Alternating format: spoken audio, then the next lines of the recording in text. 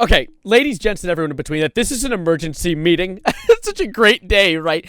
For Nazis. Kanye's back again. I made a video just a few days ago talking about the fact that Mr. West, if I may, was having a bit of a crash out on Twitter for 2.5 days straight, posting around 2,500 tweets nonstop, filled with every single slur in the human lexicon, as well as a little sliver of hate speech mixed in there with the occasional funny tweet, like, I never take photos except for when I'm taking photos, or one of my favorites, top 5 women of all time, my wife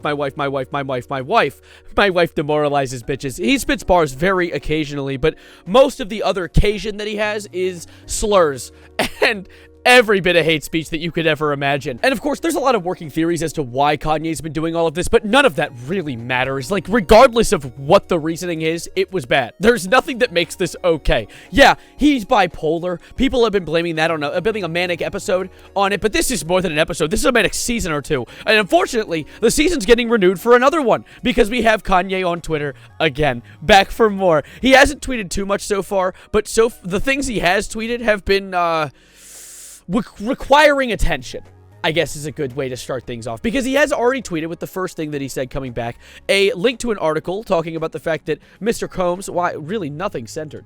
I actually am not prepared for this video at all. So as you can tell, this is an extremely pertinent emergency meeting. But yeah, no, he's talking about the fact that Mr. Combs had a charge against a 13-year-old girl who is claiming that he did some inappropriate things with her. I'm not here to talk about that whole situation. I made a video about that months ago.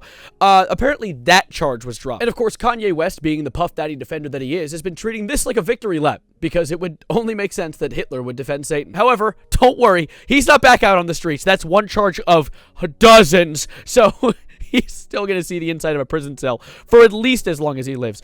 Regardless of that, though, there are more things that he's retweeted or posted since then. One of them being a quote retweet where he said, "That was a fun night, can't wait to see it again," in reference to a Jewish fixer who helps cover up important lore from people, is a good way to word that. See, back in 2012, Kanye West had a tape leak. A tape where he was getting freaky. And of course, on that tape, he didn't want it to see the public, and so he had a fixer named Kevin Blott have it completely obliterated off of the face of the interwebs. And that worked! It's gone! Until he decided to piss off the entirety of the Jewish population. And of course, with Mr. Kevin Blott being a Jewish individual himself, I wouldn't necessarily say he was the fondest of the Kanye West crash out of 2025. And of course, with him holding onto some pertinent information on Mr. Ye, he decided to make a very eloquently written post on his Instagram story that we're going to read through right now, that says, "Hey, at Ye, remember that sex tape I helped take off the market for you in 2012 with that hooker in Vegas? Yeah, this Jew didn't forget about that horrible performance and small wiener you had high on MDMA, which, oh my God, air out his dirty laundry, why don't you? My God. Yeah, well, go fuck your favorite person in the world, yourself." Now, a lot of bars have been dropped during this entire debacle, and I would say that was probably one of the funniest. However, as I said, Ye did not exactly take this standing up. In fact, he didn't take it at all. He doesn't care. He said in his Twitter, "That was a fun night. Can't wait to see it again." And honestly, I guess we're all going to be seeing it too. However, I'm not going to lie, Mr. Blott, please don't. I'm not here to defend Kanye. I just really don't want to see his penis. I'm not sure if that's a really hot take, because it seems like the only person that actually doesn't care about this video being leaked is the poster child for brain damage himself, Mr. Ye. That guy got balls of steel and a weenie of approximately 2.5 inches. Or, I've also heard rumors that there is a potential for this video being AI generated. I literally have no clue, and honestly, I don't really care. I don't need to see Kanye West's penis. I don't even need to describe why. I just don't need to. Alongside the various tweets Kanye's dropped, he also dropped one that says, "My toes at Foot Nanny." I don't really know what this one is all about.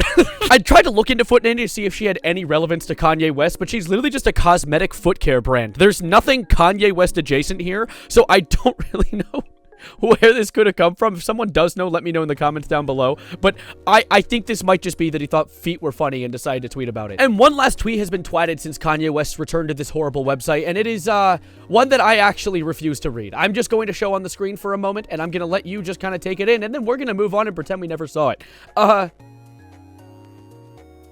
I agree with Connor Eats Pants. And I understand I'm dropping a lot of bad news right now. I mean, the nitrous oxide addict has found his way back onto Elon's hell site to try and give us a contact high by spewing some of the dumbest garbage imaginable. But I do have some good news to drop as well. See, there was a whole situation that went down alongside his Twitter crash out that I wanted to talk about in my last video and did briefly touch upon with his website, Yeezy.com. He made a Super Bowl ad talking about how you want to go to Yeezy.com, buy some of his clothes. He has a bunch of clothes. He has a clothing brand, right?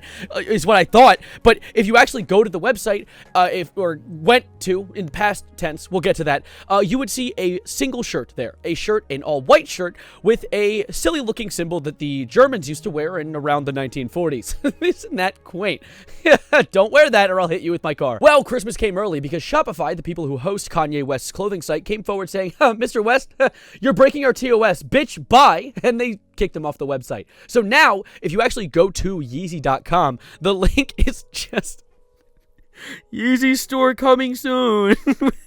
He did a little drawing for us. He's an artist. Graphic design must be his passion. But what has me baffled is the fact that Kanye is not a computer genius. He definitely does not know how to link a image like that to his website. So who's shooting for him? Who's still on his side? And why? I mean, you know it's bad when even Fox TV has come forward saying they're appalled by the swastika t-shirt. They're like, Kanye, stop it, you silly goose. However, if Kanye West trying to have an IQ competition with 2 cement bricks wasn't bad enough, there is also some trouble in paradise. Apparently, there is some alleged divorce papers being signed between him and Bianca Censori.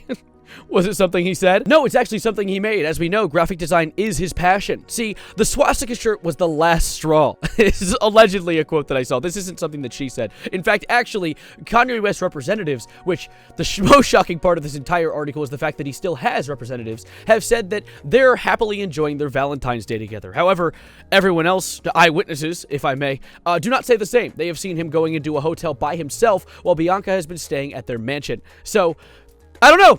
You know, reality can be confusing sometimes, especially when you have enough galaxy gas in your brain to make it look like you are seeing stars at all times. I can only assume that by the time this video gets out, there's going to be more Kanye tweets. In fact, actually, literally as I was making this video, he retweeted a video of Frank Ocean rapping a verse on River by Kanye 4 separate times. So, yeah, he's actively on Twitter, and he's going to continue to be on Twitter for the time being, because if Elon didn't ban him before, he definitely isn't going to ban him now. So, we'll see. If there is any more that you guys find baffling, interesting, or horrifying, let me know in the comments down below, because I made this video at nighttime, and I'm posting this the day after, so we'll see where things go from here. But oh my god, this entire situation's baffling. It's gotten so bad that Ty Dolla $ign, the guy that, like, Kanye idolizes, has cut contact with him. Everyone is cutting contact with Kanye. Probably because he's like, you know, the literal dictionary definition of a crash out. And the Wikipedia definition of Adolf Hitler. That's about it for now, though. I appreciate you spending some time with me. This is a really short video, but I had to make something talking about him coming back, because I just thought it was hilarious that my video was outdated literally 4 days later.